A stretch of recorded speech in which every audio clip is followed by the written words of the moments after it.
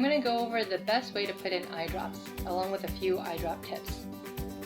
So tip number 1 is to make sure that your hands are washed.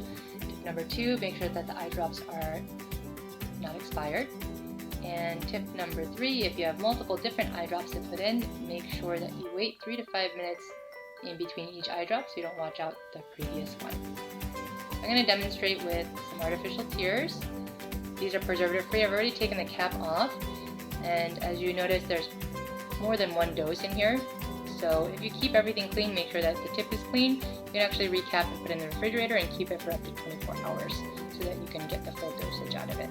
I'm going to take my non-dominant hand and I'm going to make a small pocket here. I'm going to get a little close to the camera. Small pocket there. And then I'm going to get as horizontal as possible, and that means either looking straight up at the ceiling or even lying down to help you do this, and that creates the most surface area so you can try your best not to miss. You only need one eye drop for each eye.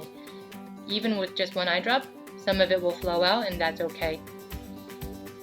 So I'm going to make that small pocket. I'm going to use this hand as a base for this hand, and I'm going to make sure that the eye drop is right above my eye so I don't miss. And then to help you from blinking or flinching, you can sometimes look all the way up to the back of your head while you squeeze the eyedropper. Right after I put this in, I'm going to close my eyes, and then I'm going to put my finger right in this corner where there's a little bump, and I'm going to press in towards my nose, and I'm going to make sure that I don't squeeze or blink too much because that might wash out the eye drop. And what I'm doing is also blocking the drainage into my mouth. As you might notice, some of the eye drops have a little taste to them. That is normal, but doing this method will minimize that. So I'll do this for about a minute.